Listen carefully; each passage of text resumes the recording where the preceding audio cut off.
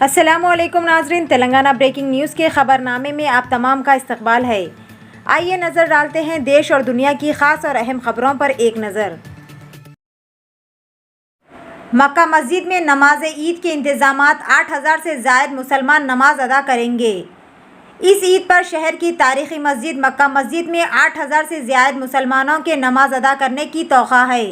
इसे कामयाब बनाने के लिए तमाम इंतज़ामात मुकम्मिल कर लिए गए हैं। रियासती हुकूमत और महकमे अक़लियती बहबूद की कोशिशों के नतीजे में हज़ारों मुसलमानों को मक्का मस्जिद में 5 वक्त की नमाज और तरावी की नमाज अदा करने की इजाज़त देने के लिए वसी इंतज़ामात भी किए गए थे। हैदराबाद में कार बाइक को टक्कर देकर सेल्लार में घुस पड़ी, सब नशे की हालत में थे। शहर के इलाके माधापुर में एक बेकाबू कार ने दहशत मचा दी। ज़राए के मुताबिक ईपा सोसाइटी के पास एक कार बेकाबू होकर सड़क से गुजरने वाले 3 मोटरसाइकिल सवारों को टक्कर दे दी और उसके बाद सड़क के किनारे एक अपार्टमेंट के सेल्लार में घुस पड़ी। यह हादसा सुबह करीब 3:15 बजे पेश आया। हादसे में मोटरसाइकिल सवार 3 नौजवान और कार ड्राइवर भी जख्मी हो गया। मोटरसाइकिल सवार नौजवान और कार ड्राइवर तमाम शराब पीकर थे।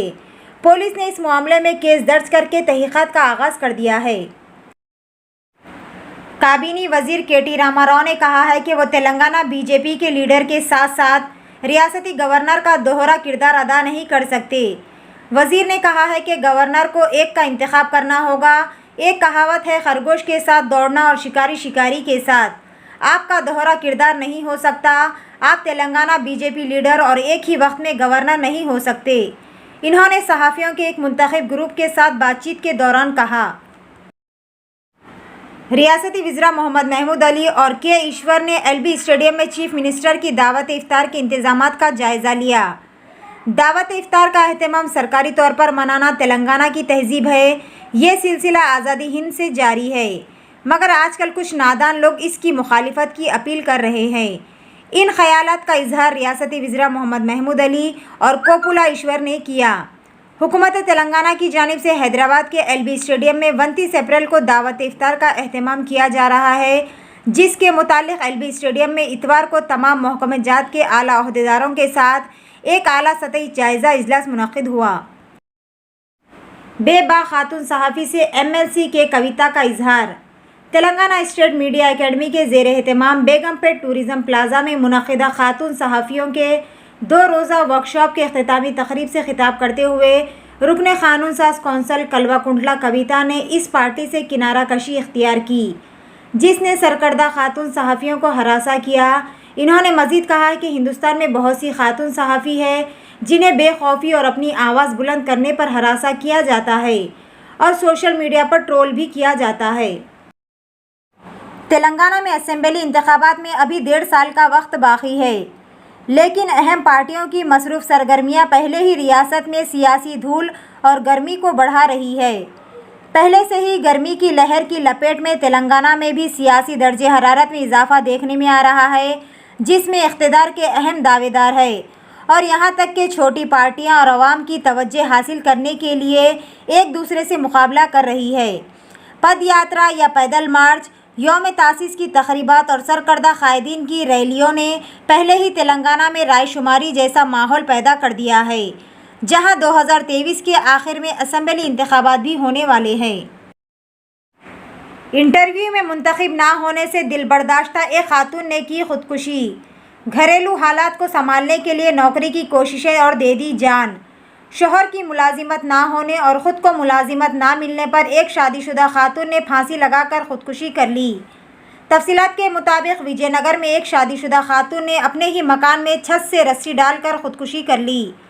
बताया जाता है कि एस शिवानी नामी 22 साला खातून, जिसकी शादी गुज़िश्ता 11 माह क़ब्ल नरेंद्र नामी शख्स से हुई थी और शादी के बाद से शोहर की नौकरी ना होने की वजह से ये मायके में ही रह रही थी।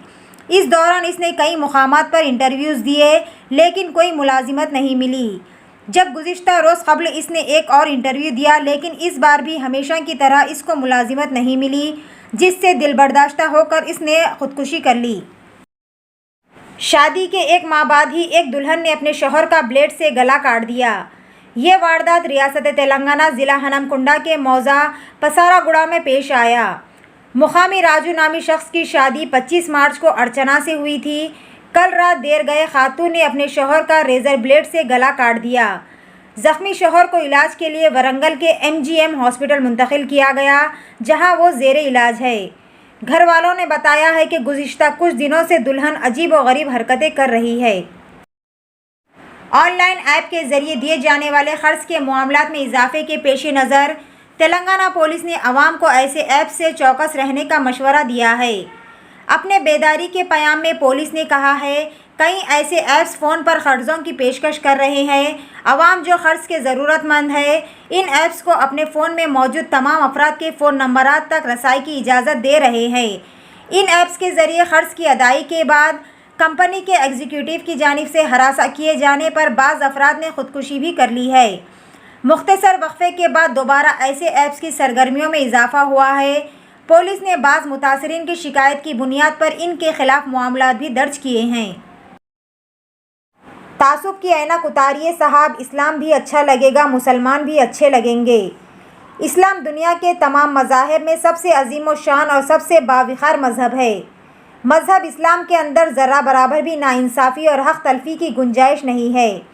مذہب اسلام امن و سلامتی کا سرچشمہ ہے۔ مہذب مشاعرے میں حقوق نسواں کا تصور اسلام کی ہی دین ہے۔ مذہب اسلام حقوق العباد کو بہت اہمیت دیتا ہے، یہاں تک کہ ایک بندے کا دوسرے بندے کے ساتھ کوئی معاملہ ہے تو جب تک بندہ اس سے درگزر نہیں کرے گا تو اللہ رب العالمین بھی اسے معاف نہیں کرے گا۔ جو لوگ یہ کہتے ہیں کہ مذہب اسلام کے قوانین بہت سخت ہے تو وہ اسلام کی تعلیمات سے ناواقف ہے۔ فسادات سے متاثرہ جہانگیر پوری میں ہندو اور مسلمانوں نے ترنگا یاترا نکالی۔ قومی راجدھانی کے فرقہ وارانہ تشدد سے متاثرہ جہانگیر پوری علاقے میں اتوار کو ہندو اور مسلم دونوں برادریوں کے ارکان ترنگا یاترا نکالیں گے۔ یہ علاقہ اب بھی سخت حفاظتی حصار میں ہے، تاہم مجوزہ یاترا کو شام 6 بجے تک نکالنے کی اجازت دے دی گئی ہے۔ ہفتے کی شام مقامی امن کمیٹی اور امن کمیٹی کے نمائندوں نے کیمروں پر ایک دوسرے سے ملاقات کی اور گلے مل کر دونوں برادریوں کے درمیان بھائی چارے کا پیغام پھیلایا۔ وزیر اعظم نریندر مودی کی رہائش گاہ کے سامنے نماز ادا کرنے کی اجازت دی جائے، فہمیدہ حسین کا امت شاہ کو مکتوب۔ مہاراشٹر میں ہنومان چالیسا کی سیاست پر قائدین کے درمیان گرما گرم بیانات جاری ہے۔ بی جے پی کے رکن پارلیمنٹ نونیت رانا کی جانب سے چیف منسٹر ادھو ٹھاکرے کے مکان کے سامنے ہنومان چالیسا پڑھنے کی اجازت دینے کا مطالبہ کا جواب دیتے ہوئے مہاراشٹر میں شیو سینا کی حلیف NCP کی خاتون لیڈر فہمیدہ حسین نے کہا ہے کہ میں دہلی میں لوک کلیان مارگ پر وزیر اعظم مودی کی سرکاری رہائش گاہ کے سامنے نماز ادا کروں گی۔ سپریم کورٹ نے آرٹیکل 370 کی منسوخی کے خلاف موسم گرما کی تعطیلات کے بعد فہرست بنانے پر اتفاق کیا ہے۔ سپریم کورٹ نے پیر کو گرمیوں کی تعطیلات کے بعد فہرست بنانے پر غور کرنے پر رضامندی ظاہر کی، جس میں جموں کشمیر کو خصوصی درجہ دینے والے آرٹیکل 370 کو منسوخ کرنے کے مرکز کے فیصلے کو چیلنج کیا گیا تھا۔